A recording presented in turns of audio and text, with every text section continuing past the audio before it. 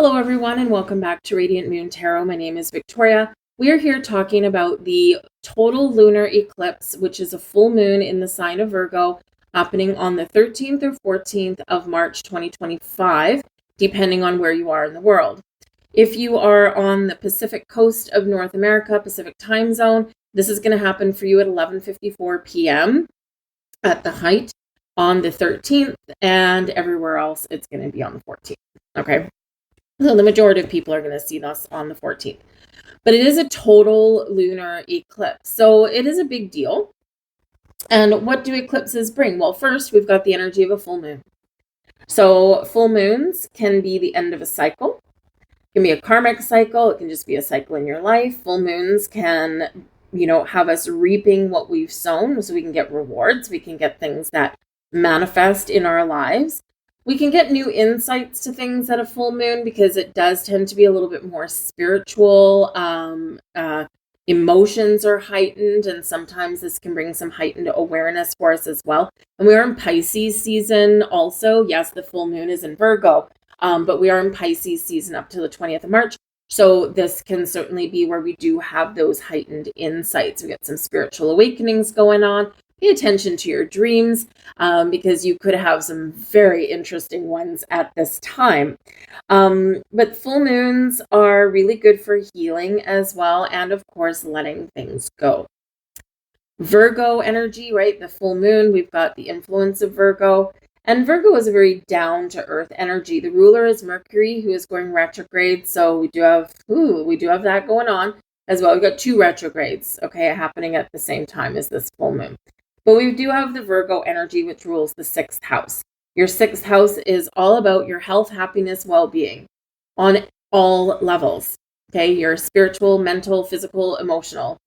Virgo is very connected with your gut health. So some of you may be really kind of assessing your eating habits.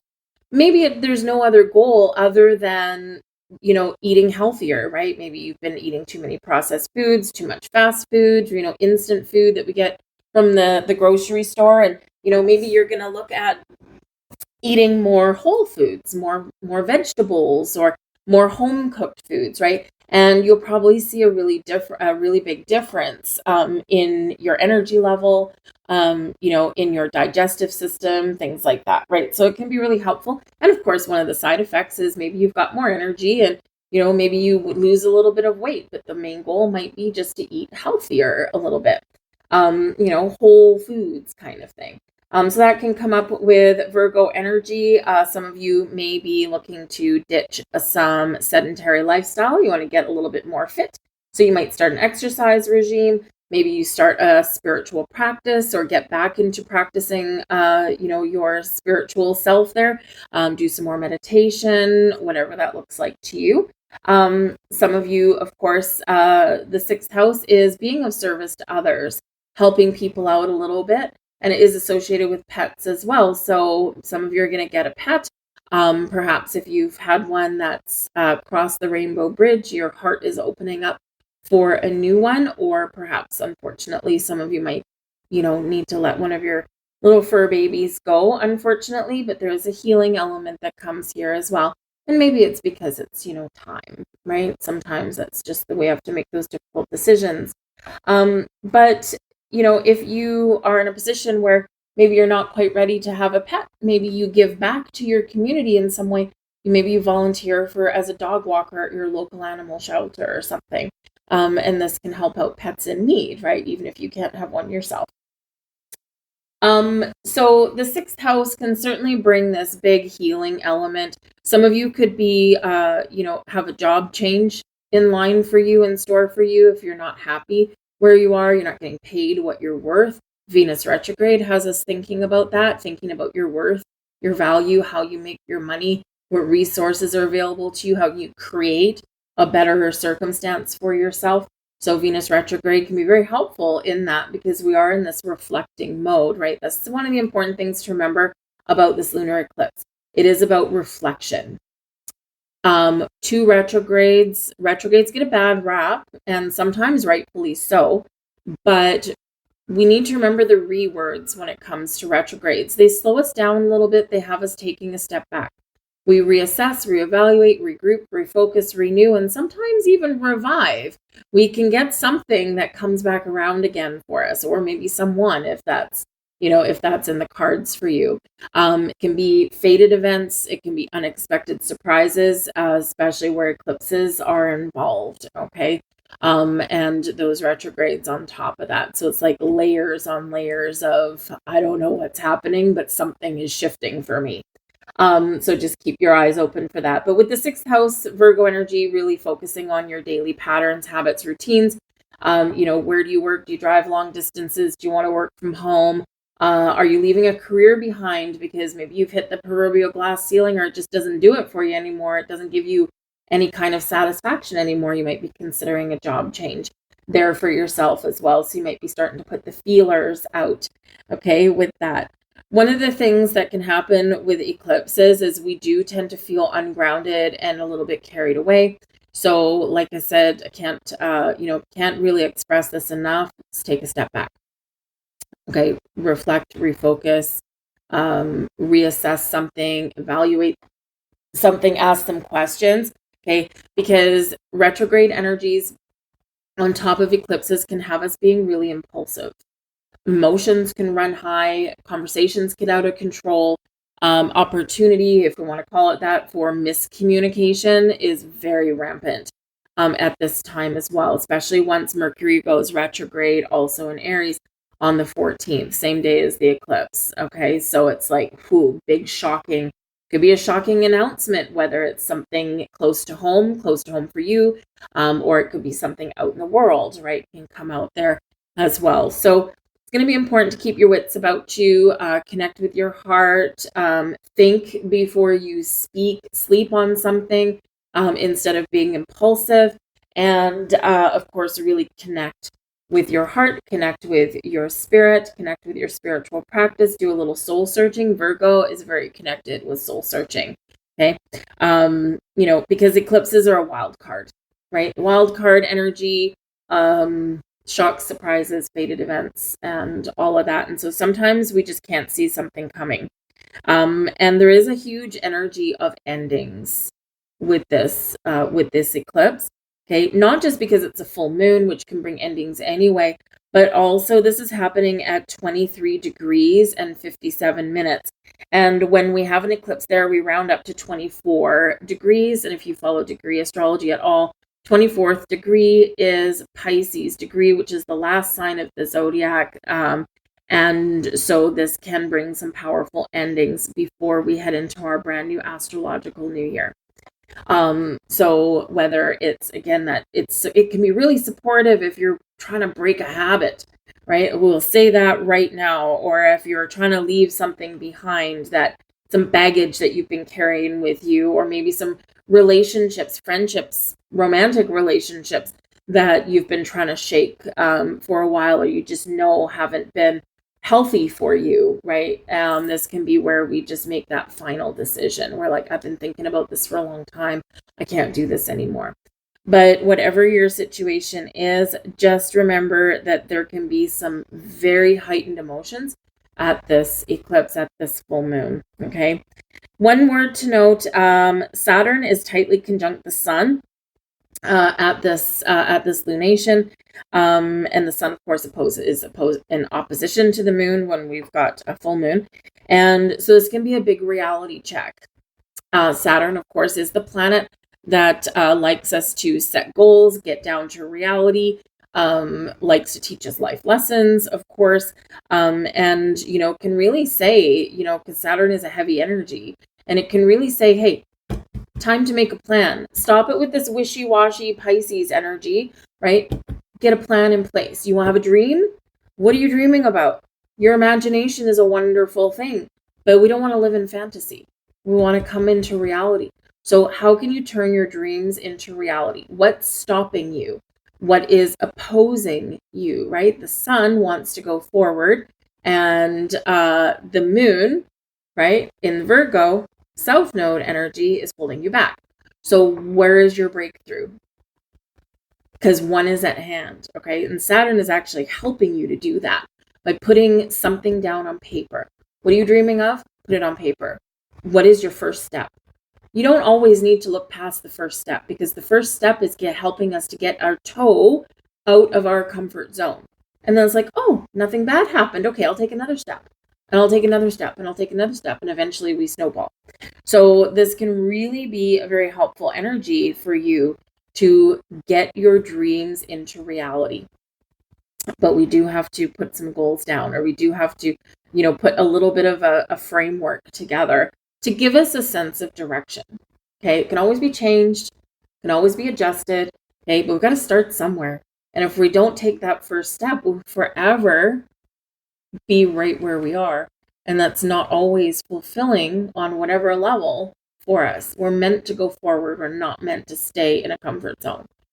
Humanity did not evolve by staying in a comfort zone. Okay, so it's time to just do a little bit of something there. Even if it's something that you always wanted to try, some wild, audacious dream that you always wanted to do. I always wanted to go ziplining, or I always wanted to do bungee jumping, or I always wanted to travel, to wherever. What's stopping you, right? Time to put that dream into motion. Will it all come to fruition tomorrow? Probably not. Okay, but you can at least get started. All right. Big reminder there for that moon. Okay. So where will we see this eclipse? Well, it depends. It actually has a huge path of potential visibility. Of course, depends on your weather. Let's see. It's and don't forget, the path of totality for an eclipse does tend to be where we get news. Okay, it can be some interesting news. It can be some surprising news, some shocking news. It can be something, joyous, right? We just never know. But the path of totality, we've got all of North America, the western half of South America, partially visible in the UK, parts of Europe, parts of Africa, and Australia. So we do have a lot of people that can potentially really see this eclipse. It is also called a blood moon eclipse, so it could be really interesting to watch. Anyway, that is the energy update that I have for you guys for your eclipses. And so we're going to get into your sign and pull some cards for you. Again, timestamp down below. If you're watching the long video, all of the signs are on this one video. If you're just watching your single video, because I'm breaking them up a little bit, just helps people find them a little bit easier, then I'll put the links to the other videos down below as well, so you can just click around. And again, make sure you watch your sun, moon, and rising, your big three, but also watch your Venus sign, because Venus is, of course, playing a key role in this eclipse as well. All right. Thanks for watching, guys. Good luck in this eclipse energy, and let's get started. Hello there, Gemini, and welcome to your total lunar eclipse reading, your full moon in Virgo. You'll be experiencing this in your 4th astrological house. Now, this is centered around the house and the home. Your 4th house has to do with your foundations you've built, where you live, your sense of security and stability. This also has to do with your nurturing parent, typically a mother, your family, and your children. All right. So some of you here could be getting some sort of surprise. You could have a surprise pregnancy in the 4th house with an eclipse there. Maybe someone who is already pregnant is going to give birth early because the full moon, close of a cycle. Okay. If you're talking, you could be starting to talk about expanding your family or add to your family, or one of your children may have a surprise if you've got children. But there is a healing element that comes in with this eclipse. So you could be healing old childhood wounds. All right. You could be tapping into your inner child in some way. You could be assessing, evaluating your parenting style. Are you repeating a cycle? Is it time for something to end, right? We do fall into those cycles, those patterns that have been forged in childhood. So if you were brought up a certain way, you could unconsciously repeat some sort of way of bringing up your own children. And if that's a really positive thing, great, roll with it. Wonderful, right? But if it's something that maybe caused you some childhood trauma, you could be reassessing that at this time.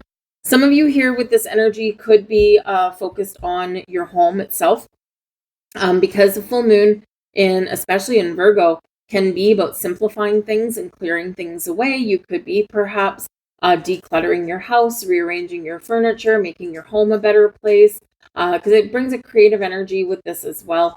And, if you want to maybe start doing yoga or something at home, maybe you need to rearrange your living room a little bit so you have room to put down a little yoga mat or something. Just those little things that can make our home more functional, make our home more cozy. Some of you could be perhaps looking to move where you live here as well, especially if you're not feeling safe and secure in where you live, or perhaps you're busting at the seams. It's like, okay, we need a bigger boat. Okay, you might be doing something like that as well, right? Because things can have grown in your home environment somewhere. It's all about the house and home, your family, essentially, and also your ancestry. You could, if you might have an inclination to look up your family tree, or perhaps some sort of family secret may come to light here for you as well. We have card 17, which relates to the star card, which is Aquarian energy. It's beautiful energy, so you could have some very inspiration and blessings at this time. But this is a card of self-reflection.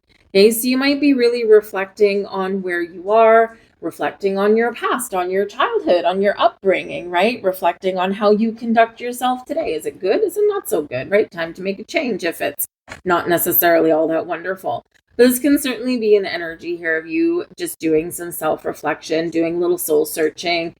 Great time for some meditation. Okay, remember your ruler, Mercury, little buddy there, is going retrograde. So through the first 2 weeks of March, of course, we've got shadow period, right? So you're probably already experiencing a little bit of Mercury retrograde kind of energy, especially in the home. Okay, Venus retrograde in Aries does affect your relationships. Okay, what's the best way to navigate this fiery, intense retrograde energy and the emotionally charged full moon?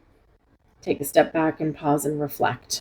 Okay, that self-reflection is going to be really important for you. So especially if you are the type of person that does tend to blurt things out, speak before thinking, it's retrogrades, a heightened potential for drama, for miscommunication, for arguments. Okay, so we want to think before we speak. We want to go outside and cool off, right? Before we broach or continue talking about a subject that is emotionally volatile, right? And it's just so centering yourself, grounding yourself, being in more of a reflective energy rather than an action-oriented energy may really help you, okay? Just a word to the wise there, okay? So step back and ground yourself first. We have the sun god Ra coming out for you, okay, card number 30, and this is all about order. All right. Are you the master of your own domain? Are you in charge of your own destiny? Okay, Ra is a very, very powerful ally coming out with your sun energy. And you are encouraged at this time to be disciplined, to create order out of chaos, to gain clarity where there is miscommunication. This is such a powerful ally, and your sun right now, so I've got the moon card for the moon, and I've got the sun card for the sun eclipse, right? The sun right now is in your 10th house, and your 10th house is very focused on your goals. It's Capricorn energy, very focused on your goals and your career. So there could be a little opposition here between your home life and your career life, okay? And you might need to really kind of batten down the hatches a little bit, okay? If you are wanting to make some change, maybe you want to spend more time at home because you're spending too much time at work. What do you need to do about that? Okay, it's time to set those goals. And Ra is here to help you, okay, to be very specific in your goals and to help you power through. You can create your own magic, all right? So really a powerful energy, but we've got to sometimes be disciplined a little bit. And, Gemini, as you know, you are, of course, a sign of duality, right? The twins represents your sign. You tend to be very social. You tend to be very chatty, right? Mercury, communication, okay? But sometimes, you may need to take some things a little bit more seriously, or perhaps you need to put your money where your mouth is a little bit. Or perhaps, you can take your gift of the gab or your gift to multitask and do multiple things at once and use those things to make some change that can positively impact your work life, your home life. Maybe it's a home-based business. Maybe you want to freelance doing something, right? Because you're pretty skilled and gifted at something here. The raw energy here is card 30.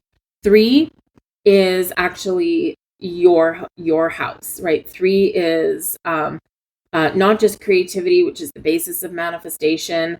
You are the 3rd sign of the zodiac, okay? So stepping into your personal power to create the life that you want, be clear, be focused, be disciplined, put your goals down in place. Remember, we've got Saturn that is cozying up to the sun, okay? And Saturn is the planet of discipline, right? Setting those goals. So those things are all lining up for you, whatever it is that you want to do. Maybe you're saving up for a house, right? Or maybe you're wanting to move and you've been fantasizing about it. And now Ra is here saying, come on, get off the couch. It's time to do what you want to do. Okay. So look up,